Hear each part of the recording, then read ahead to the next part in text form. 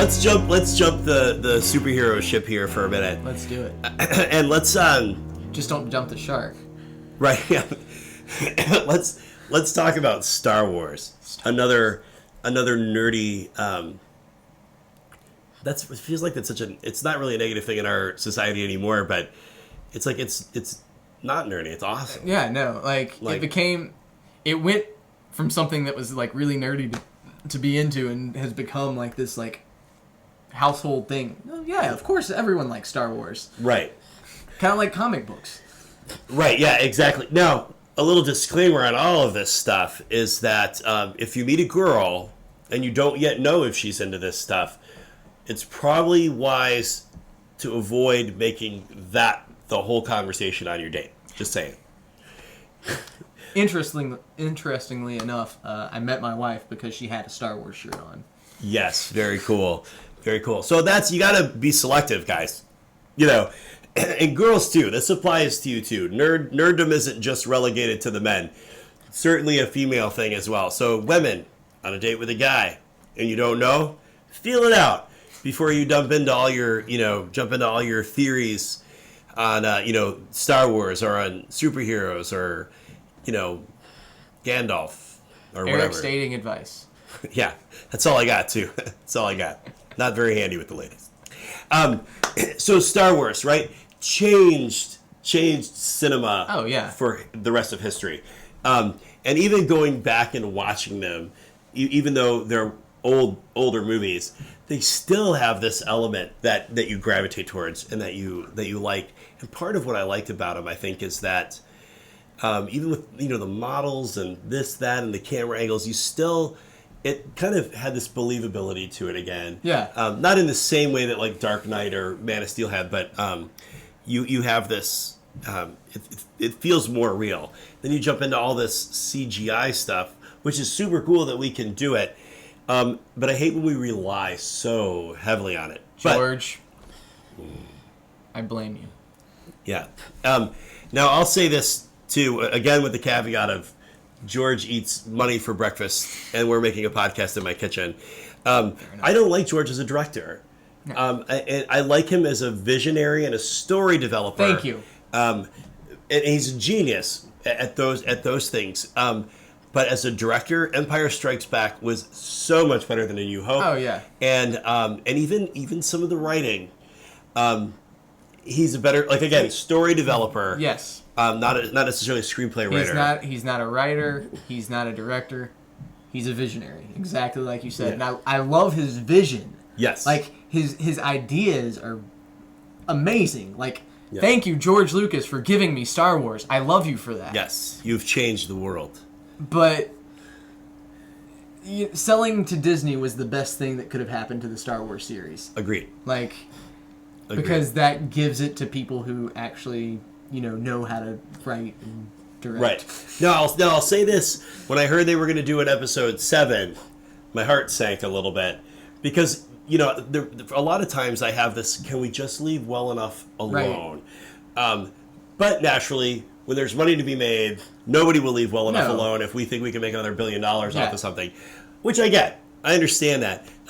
And so I was really like, no, God, please don't do this. Don't do this. While the episodes 1, 2, and 3 had some wonderful elements to them, there was so much. And any major Star Wars fan, and I'm not, and there's bigger fans than me. I like Star Wars. Yeah. But as far as like some of the minutia, I would be totally out of my league. But I do know that there were just some things that were like, what? And some of that I think comes down to the directing.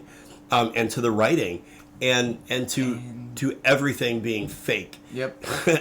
There's very few real things in those movies, and so you kind of, it's a different watching experience. Yeah. I did enjoy watching the Darth Vader from Anakin to Darth Vader. It was good. Although I can't tell if it's Hayden Christensen or if it's the directing of Hayden Christensen and the writing married together that just make you go, stop whining. What is wrong with you? Who cast this guy? Because I've seen him in other stuff where his performances are far stronger than they were in Attack of the Clones and Revenge of the Sith. Yeah. Well, and I kind of, Natalie Portman Okay, again, but in other films, yeah, no, V for Vendetta is great. oh my gosh, right? V for Vendetta is great, but I'd never. No, I guess you're right. Like the writing and the directing probably had a lot more to do with those performances than the actors themselves.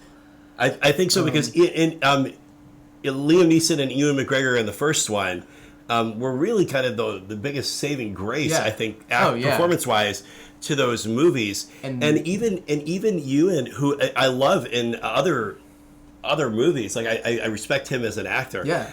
Even there's moments where you're like, was he into this? Like, yeah. And understandably, apparently, it's hard to work on those films because the way people describe it is you walk into a blue room and that's kind of all you have to work with. That's impossible. And that's tough for actors because actors thrive on connection and you kind of being in their environment and stuff like that. And that's what makes performances feel more believable. And I think it's harder when you're interacting with something that's not there at all. Because the best performances are when two actual human beings are talking to one another. Those are the strongest parts.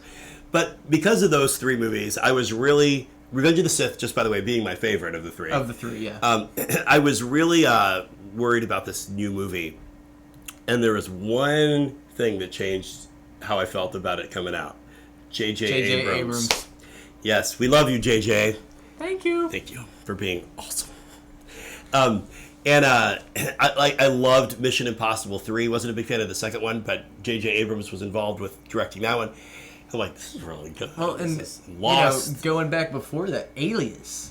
Oh my gosh, that's right. He did do that one. I had no idea that I watched that on Netflix. Again. Way to go, Netflix. I mean, you ran all the video stores out of business, but still, well done. I'm just kidding. And I had watched some of Alias, when it was on TV, but like when it came out on Netflix and I watched the whole series, I was like, dang. Yeah. And then I realized it was J.J. Abrams and I was like, dang. Double dang. That's why this show is so good. Well, and that's what I need to go back and watch because I've heard so much about it. But I didn't realize that it was Abrams until just right now. Bad Robot. Oh, that's that's him. But I love him as a director. I wasn't a Star Trek fan. Going into the new Star Trek movies, but I loved what he did with them, with the characters, with the look. Yeah. I knew enough about Star Trek to know the characters and the look of everything, and I thought it was great. And it was the right blend of homage. Yep. And by the way, Leonard Nimoy being in those movies, brilliant. May he rest in peace. Yes. I'm not Catholic. I don't know. I just do it north. I don't know. But you get the point. We mourn his loss. And it was when he died, I went and bought the whole set of Star Trek movies on Blu-ray. Yeah. And I still need to watch them. I watched the first one. Start with Star Trek 4 because it's the best one. Okay, all right. I watched the first one, and I've seen The Wrath of Khan a dozen times over the course of my life. But those are the only two that I remember, so I'm going to go through and watch them. I've heard they get progressively worse. Yeah. They do. But the fourth one is absolutely hilarious. They go back in time. They're trying to save humpback whales. Wow. Yeah, it's great. If they had been alien humpback whales, I would have thought that George Lucas was involved. So Star Trek. But what he did, he had the right balance of homage and reinvention. Right. Something familiar, but something new. Yeah. When I was in LA, one of the things, who was it that was talking to us? So it's either Ralph Winter, who produced all the X-Men movies and lots of other stuff. It was either him or Scott Derrickson, who did the remake of The Day the Earth Stood Still and The Exorcism. I can never say that word. The Exorcism of Emily Rose. One of those two guys said, the two reasons why your script won't get read by people in Hollywood or made in Hollywood is it's either too familiar or not different enough. It's like this catch-22. It's like, well, we've seen this before, but this is too unique. So people want that, right. And especially when you're dealing with something with a fan base like Star Wars, or I don't want to get off on Star Trek. I want to stay on Star Wars, right. But like those franchises, right. Fans want the familiar, but they also want something. Oh yeah, new, absolutely. But not new that it discredits the past. So not Jar Jar Binks, but. something new, but not Jar Jar Binks. Let's be honest. Again, we've sang the areas of praise we have for George Lucas, but let's just call that what it is. I'm George freaking Lucas. I will do whatever I darn well please. And there's nothing any studio, because this is my studio, that's going to say anything to me about it. By God, we will put Jar Jar Binks into our movie. And even to the disdain of all the 20s to 40-somethings that grew up on Star Wars at one level or another.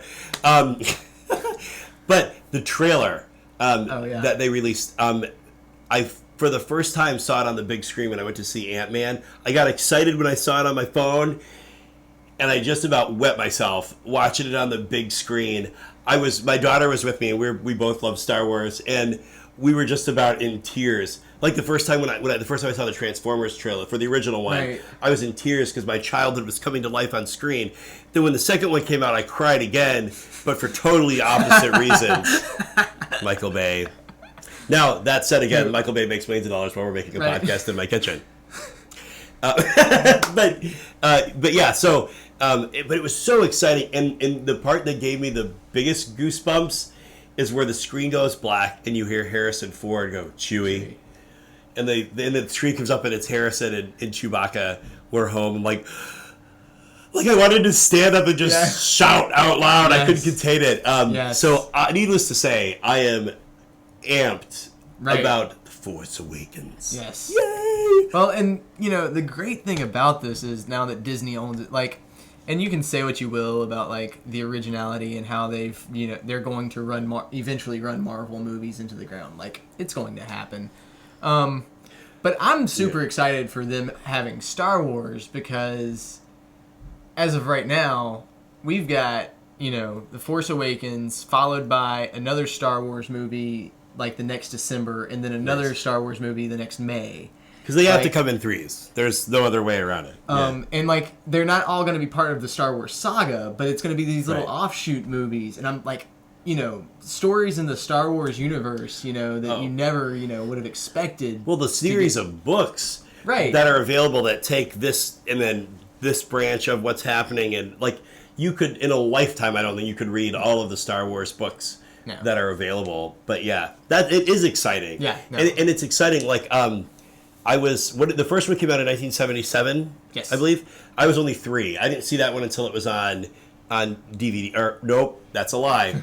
VHS. But I saw Empire Strikes Back and Return of the Jedi in the theater. What? There's something about it that has created this cultural, iconic phenomenon. Yeah. And so now to see it kind of felt like Star Wars, and it's like Star Wars, with the 3, 1, 2, and 3. Right. Although, again, made tons and tons of money, and we're making a podcast in my kitchen. This new one it feels already for me like it's got all of the the elements that made you go, that made you want to go out and play in a freaking blizzard and pretend like you were Luke Skywalker and Han Solo on Hoth. That kind of magic. Right, absolutely. Kind of the trailer feels like that for me, and it feels like because they're being faithful to the franchise, not just to the franchise, to the characters, and to the heart of the story, and to the realism of it. I love that J.J. Abrams was putting out little blips on scene in the desert in the middle of nowhere with all of these real sets, all this real stuff around him with puppets around him with, I love that they built the Millennium Falcon, right? Oh my gosh! And granted, there's some things you can't do, a Star Destroyer. Right. Crash into the desert. Obviously, you've got to use some computer stuff. Yeah, but the real, I'm with you. And that's what with the first 3, right? The original 3, right? That realism, and that's really what changed things about the way that we look at movies and the way that we make movies is the amount of realism that was in those, and the mix of the realism and the blue screen that at the time was the only thing that they could the one screen, and that's all we have, and we'll build little model but putting the space battles on a blue screen with models, and blowing them up, rather than just, oh, we'll just CGI the whole thing. Like, it's the mix. It's the mix that really brings it to life. Agreed. I think, and that really makes you go, oh. And that's really what changed movies. Yeah, absolutely. Absolutely, and you see it progress. I think George Lucas laid the groundwork in those original Star Wars movies for the CGI came was in and out, or not in and out, but it was there, but it wasn't after those, but it wasn't amazing as you got into the the 80s, and then it wasn't until I think Jurassic Park really, those guys that were working on it created it. We're like, this is certainly usable technology in such a way that it doesn't pull a viewer out of the film. But then the balance is, because like what makes Jurassic Park or even Transformers visually work is the mix of both. If you believe what you're seeing, and that's and just as a side note, that's one of the reasons why I have a lot of respect for Michael Bay. We won't talk about story and stuff like that so much.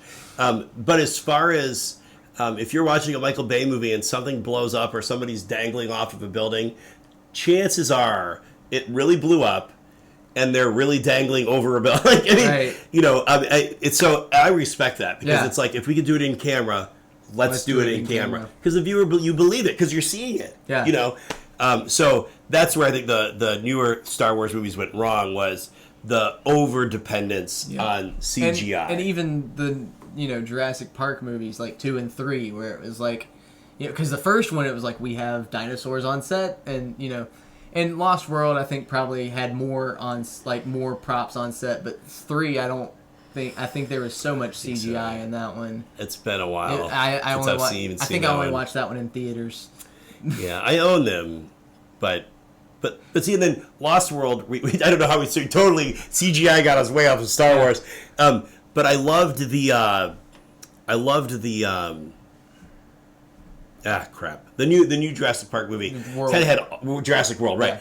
Had all the magic that the first one had for me, and I love when that happens, because I feel like, because we're so saturated with the special effects films, so often I sit in a theater and I'm like, so it was nice to have that come back. So Star Wars, one of the things that's interesting about Star Wars, and I'm amazed at how much they've kept off the internet, like under wraps, in an age, like it was easy for them to do it on Empire Strikes Back with the reveal that I am your father.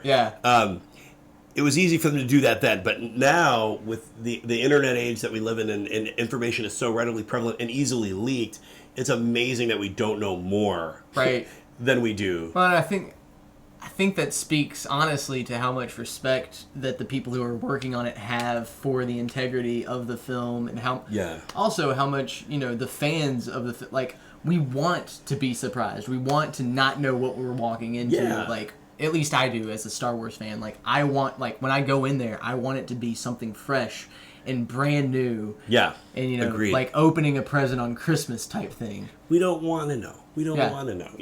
Let's let it be. And that's in trailers that ruin it for movies, bum me out too. When there's too many movies that give away the biggest plot twists in the trailer, you're like, why would you do that? Now I don't need to see. Like, really, I don't need to go see it now. And I love. But that's how, again, with Jurassic World, I knew very little about it. And I think that was some of the excitement. And in Star Wars, like you said, I don't want to know. I trust J.J. Abrams fully with what he's doing based on his track record. And I'm excited. And that when original characters are getting on board, or actors are getting on board, they're down with what Abrams is doing too. Because those guys, I don't think, would attach their names to it if they didn't fully believe in what was happening there. So get geeked, get amped. If you're not a Star Wars fan, if you're a bad parent and haven't let your kids watch Star Wars, now is the time, folks. But now is the time. Make sure you start with Star Wars. Oh, for heaven's sakes, yes. Like, don't start with Episode 1. No, in fact, it's probably all right if they never see those movies at all. I love you, George Lucas. Well, no, I mean, I don't know. I mean, it tells the story. It fills in some gaps. Maybe. But it's not the same thing. It really isn't. There's elements that feel like Star Wars. They are. I think they are to Star Wars what the Kingdom of the Crystal Skull was to the Indiana Jones movies. There's elements that you're like, yeah, that's Indiana Jones. Yeah, that's Star Wars.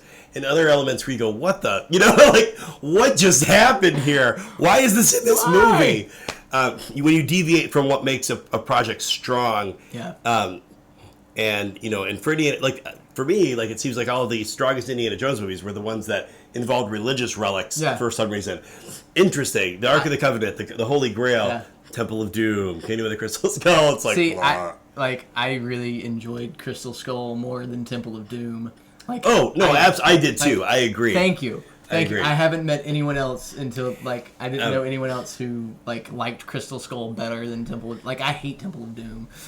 It just felt like an odd movie. Sorry. Like it just I like the character of Indiana Jones all the time, and Little Short Round was fantastic. Yeah. But yeah, it's like this is a really dark movie. Like people are getting their hearts ripped out, and kids are getting beat. And the screaming woman, all the too time. Much Kate Capshaw all the time. Who Spielberg married. Either I can't remember if it was before or after that movie, but after all that screaming, I might not have. No offense, Spielberg. Again, love to you because you have also changed the way we make, see, and perceive filmmaking. So that's I think what went wrong. So this is exciting. This is the fact that there's a new Star Wars movie for a new generation. Even because the generation that was young when 1, 2, and 3 came out, they're having kids. And so this is kind of... So it's interesting. My generation had the original. My kids had the new ones. And then my grandkids will have... which I am going to have a grandkid, by the way. I don't know if you knew that. Yeah. Awesome. Kind of excited about that. And she will love Star Wars. She will love it. And superheroes and Lord of the Rings. Which we're going to have to change the battery if we're going to talk about LOTR. Yeah. Hey, I can talk about this stuff all day. Oh my gosh, I know. I thought this would. I was like, well, I don't know if this is going to be a long podcast at all, but this is going to be the first one we do in fact break into a minimum of two pieces, just so it'll upload faster. For heaven's sakes, otherwise it'll take like 72 hours to upload. We should just do it like a regular YouTube show. That's what I'm thinking. Just about nerdy stuff. Yeah. Oh my gosh, it'd be so fun. Well, that's what I like about the whole format behind the podcast is to allow that kind of freedom and that kind of flexibility. Yeah. Because some of the stuff is spiritual, some of it's just educational stuff. Some of it's just fun stuff because it all is part of doing life. Yeah. And especially in our culture and our society, we're very media saturated. And so films, music, all these things are big parts of our identity as a culture, and even a lot of times as human beings. Yeah. I've got a friend who denotes certain events in his life because they coordinated with the release of a film he likes. He'll be like, I dated that girl in such and such a year because that's when this movie came out. That's how I remember it. So it's weird how we do that as people. And there's so many rich stories in film that I think enrich our lives as human beings. Oh, yeah. Even if it's just a moment to escape from, sometimes when life is tough, which it is often. If it hasn't been yet, hang in there. It'll be rough at some point. It's coming. It's coming. Don't get too comfortable. Yeah. But even if it's just a moment to escape, or it challenges our way of thinking, or it encourages us to go do something that's bigger than ourselves, larger than ourselves. So I love that film does that. And so it's always good to talk about these things. I have no idea how much life is left on this battery, but as I glance at the camera, I can see that we got 1 bar left on it. What else do we want to say about Star Wars? It's my favorite movie of all time, and I wouldn't be the same person without it. Yes. And I totally agree. It shapes you. It really does. If you, and even people that haven't seen it, which is hard to believe, because it's, 1977, so we're pushing, I can't do the math, 87, 97, 40 years. Jeez Louise. Even people that haven't seen it, no quotes, even though there's one of the most misquoted movie moments from Empire Strikes Back, where it's... Well, don't ruin it. Oh, right. Yeah, if you haven't seen it. Thank you for saving me, pulling me back from the ledge. But people can quote, or they know who Luke Skywalker is, who Darth Vader is, because they're such iconic characters in our canon of film characters. So, but here's the deal: if you are 15 to dead, and you haven't seen the original Star Wars movies, Episode 4, 5, and 6, I just have one question for you. What's wrong with you? What have you been? Living under a rock for the last 40 years? What's the matter with you? If you're 15 and haven't seen it, go slap your parents. I'm just kidding. Don't really do that. Don't do that. That's horrible. That's horrible. But parents, slap yourselves. Because seriously, every kid should have the joy of experiencing Star Wars. My kids saw it after they had seen stuff that was visually more up to date, and they still loved the movies, the original movies. They're timeless. There's just something about it, the way that the arc, the characters that just grabs onto you. Yes, absolutely. So see it. It is go buy it on DVD. Or borrow it from a friend. If you have friends, at least one of them owns it. In either Blu-ray, DVD, or VHS. If you can, get the unaltered VHSs. Yeah, which, by the way, is... Unless, I was looking it up on Amazon. For the unaltered DVDs they released briefly. Yeah. $300 for one of the sets of 3. Andrew Groves has those. Oh, man. I have it on VHS. They're remastered, they're color corrected, but none of the crap is in there that was added after the fact. And so I keep them. I don't have a VHS player anymore, but by God, I have the originals. I have 3 different VHS versions. Nice. The trilogy that was released in 1987 or 88. Okay. Then the ones that came out in the mid 90s, and then the special editions. Nice. That I got I think I got those for my 9th birthday. Sweet. Let's not talk about how old we were when those movies came out. I'm just kidding. But yeah, it's true. I have them on DVD, but not the original ones, but the remastered ones. Not the remastered, but the ones with the changes. And Jabba the Hutt slithering around Han Solo's, and all that crap. And Hayden Christensen, the only person who appears the way he didn't look when he died, when his character actually died. All that nonsense. I want to get them on Blu-ray just because it's Star Wars, but they don't make the theatrical releases on Blu-ray. So Disney, we challenge you as the new proud owner of the $4 billion franchise Star Wars to not just make movies, make a buttload of money re-releasing the theatrical releases of A New Hope, Empire Strikes Back, and Return of the Jedi on DVD and Blu-ray. We will love you forever. I will pay money for that crap because I want it. Because I can't watch them on VHS. It's a dead technology.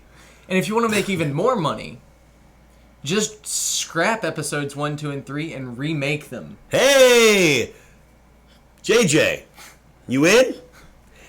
If you can hook me up with Amy Adams or Jennifer Lawrence, I will make sure that... I'm just kidding. I can't promise you that. We're making a podcast in my kitchen. Okay, so... Anyways, so Star Wars, it's hard to picture a cinematic time without Star Wars. You can't say enough about Star Wars. You just can't. As much influence as it's had on our culture, on cinema, on everything. It's Star Wars, and it's become part of our society. It really has. Yeah, absolutely. It's amazing. It's amazing. And this... and also why George Lucas can eat bowls of money. I would just like a 1% for talking about how awesome your movies are. Please. You can send that check to... You know what? Just hook me up with Jennifer Lawrence. Or Amy Adams. I don't know. We'll go to wherever we go, I'll let them supersize whatever they're ordering. Because I'm classy like that. Okay. You would all be beside yourself if I got a phone call from Jennifer Lawrence's manager. Hey, Jennifer's in town, would like to go out to dinner with you. Wouldn't you die? She'd be like, he's not great looking, but he seems like a really nice guy, and I'm down with that. I want a good guy, not a good looking guy. Nice. And he has a successful kitchen podcast. What woman wouldn't want that? That's the question. This might be the most unique episode of this podcast that I've ever done. Like every aspect of my personality is coming out. It's coming out awesome. here. Oh my goodness. Good.